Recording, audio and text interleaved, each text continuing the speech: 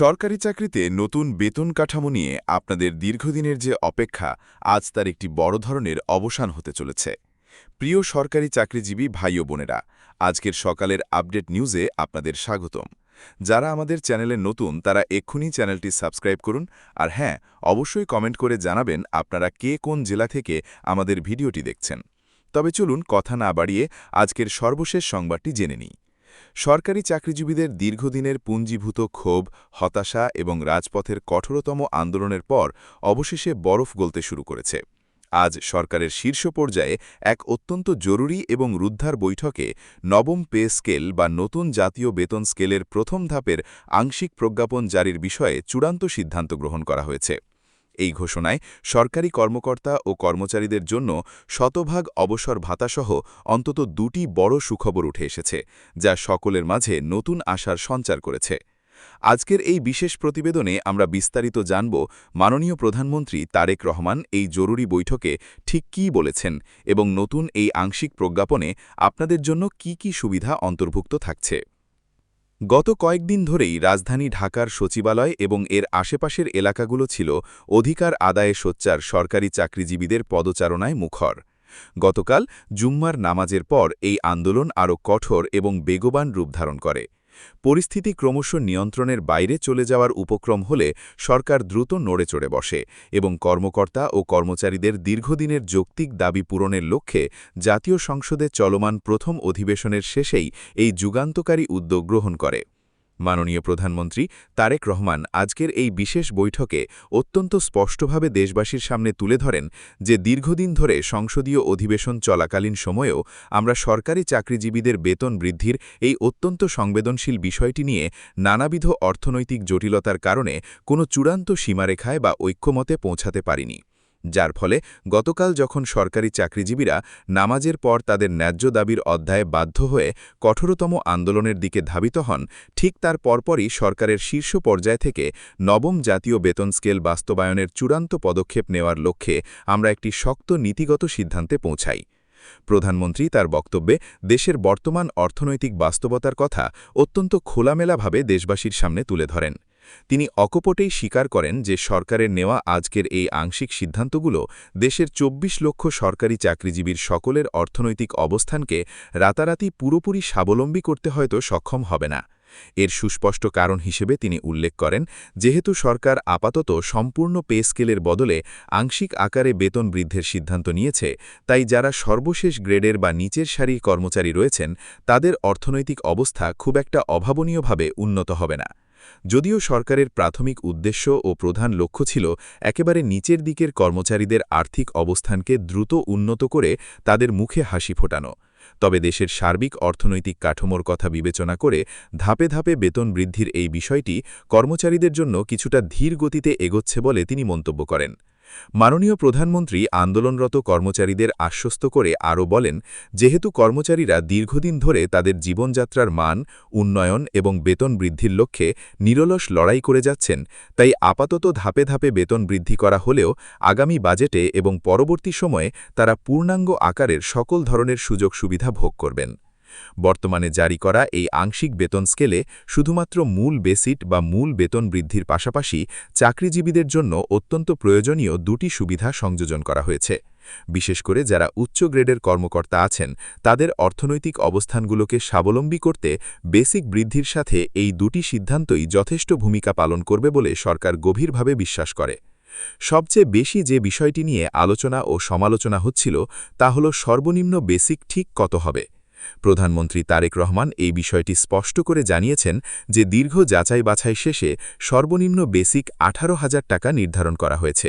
সরকার বিশ্বাস করে এই ১৮,০০০ টাকা বেসিক নির্ধারণ করার মাধ্যমে বাংলাদেশের প্রত্যেকটি সেক্টরে কর্মরত সরকারি চাকরিজীবীদের অর্থনৈতিক উন্নয়ন ধাপে ধাপে করা সম্ভব হবে। তবে এখানে উল্লেখ্য যে সরকারি চাকরিজীবী এবং কর্মচারী সংগঠনগুলোর মূল দাবি ছিল সর্বনিম্ন বেসিক ৩৫,০০০ টাকা নির্ধারণ করা। সরকারের শীর্ষ মহল থেকে এই বিশাল অঙ্কের দাবিটিকে বর্তমান সময়ের প্রেক্ষাপটে পুরোপুরি অযৌক্তিক এবং অবাস্তব হিসেবে আখ্যায়িত করা হয়েছে। প্রধানমন্ত্রী অত্যন্ত দরদের সাথে ব্যাখ্যা করেন যে কর্মচারীরা বর্তমানে চরম মূল্যস্ফীতির কারণে দুর্দশাগ্রস্ত জীবনযাপন করছেন, এটি যেমন চিরন্তন সত্য, ঠিক তেমনি যুদ্ধ পরিস্থিতি এবং বৈশ্বিক নানা সংকটের কারণে বাংলাদেশের সামগ্রিক অর্থনৈতিক অবস্থা যে অনেকটাই তলানিতে পৌঁছেছে সেটিও অস্বীকার করার কোনো উপায় নেই। এমন একটি নাজুক অর্থনৈতিক পরিস্থিতিতে সরকার যদি সরকারি চাকরিজীবীদের ৩৫,০০০ টাকা বেসিকের বিশাল দাবি মেনে নেয়, তাহলে রাষ্ট্রপক্ষের জন্য সেই ভয়াবহ আর্থিক চাপ সামলানো কোনোভাবেই সম্ভব হবে না এবং দেশের অর্থনীতি পুরোপুরি মুখ থুবড়ে পড়বে। ইতিমধ্যে অর্থ মন্ত্রণালয় এবং সচিবালয় থেকে পে স্কেল সংক্রান্ত যে নতুন খসড়া সরকারের উচ্চ পর্যায়ে উপস্থাপন করা হয়েছে, সেখানে বাংলাদেশের সকল স্তরের চাকরিজীবীদের আর্থিক বিষয়গুলো অত্যন্ত পুঙ্খানুপুঙ্খভাবে তুলে ধরা হয়েছে। বিশেষ করে কর্মচারীদের বাড়ি ভাড়া, চিকিৎসা ভাতা, শিক্ষা ভাতা, যাতায়াত ভাতাসহ বিভিন্ন গুরুত্বপূর্ণ ভাতা এই আংশিক বেতন স্কেল বাস্তবায়নের সঙ্গে কিভাবে ধাপে ধাপে সংযোজন করা যায় সে বিষয়ে একটি নতুন এবং বাস্তব মতবাদ তুলে ধরেছেন অর্থ সচিব এবং সংশ্লিষ্ট আরও ২৫ জন সচিবের সমন্বয়ে গঠিত বিশেষ পর্যালোচনা কমিটি। তারা আন্তরিকভাবে চেষ্টা করছেন যাতে মূল বেতনের পাশাপাশি অন্যান্য ভাতাগুলো সাধারণ কর্মচারীদের দৈনন্দিন জীবনযাত্রার ব্যয়ের সাথে সমন্বয়পূর্ণ হয় বা সামঞ্জস্যপূর্ণ হয়। তবে আজকের এই দীর্ঘ ঘোষণার সবচেয়ে বড় চমক এবং অর্থ মন্ত্রণালয় থেকে আসা সবথেকে গুরুত্বপূর্ণ সিদ্ধান্তগুলোর মধ্যে ব্যাপক তাৎপর্যপূর্ণ হয়ে উঠেছে অবসর ভাতা বা পেনশন সুবিধা বৃদ্ধির বিষয়টি। দীর্ঘদিনের পুঞ্জীভূত বঞ্চনার অবসান ঘটিয়ে অর্থ মন্ত্রণালয় এবং মাননীয় প্রধানমন্ত্রী আজ পে কমিশনের সঙ্গে এক দীর্ঘ বৈঠক শেষে চাকরিজীবীদের শতভাগ হারে অবসর ভাতা বৃদ্ধির যুগান্তকারী সিদ্ধান্তকে পূর্ণ সমর্থন জানিয়েছেন। অর্থ মন্ত্রণালয়ের ঊর্ধ্বতর কর্তৃপক্ষ আজকের বৈঠকে জোরালোভাবে বলেন যে সরকারি চাকরিজীবীরা ২০১৫ সালের অষ্টম পে স্কেলের পর থেকে বিভিন্নভাবে চরম বৈষম্যের শিকার হয়ে আসছেন। দীর্ঘ একটি দশক ধরে তারা আর্থিক ক্ষতির সম্মুখীন হয়েছেন। তাই এখন নতুন পে স্কেল ঘোষণার সময়ও যদি তাদের আবারও কোনো ধরনের বৈষম্যের দিকে ঠেলে দেওয়া হয়, তাহলে তারা কোনোভাবেই এটি মেনে নেবেন না এবং সেটি রাষ্ট্রের সার্বিক শৃঙ্খলার জন্য কল্যাণকর হবে না। ঠিক এই যৌক্তিক অনুধাবন থেকেই প্রথম গ্রেড থেকে শুরু করে একেবারে ২০তম গ্রেডের সকল চাকরিজীবীর জন্য অবসর ভাতা বা পেনশন শতভাগ পর্যন্ত রাখার একটি নতুন এবং সাহসী সিদ্ধান্ত গ্রহণ করেছেন সংশ্লিষ্ট কর্তৃপক্ষ এবং পে কমিশন।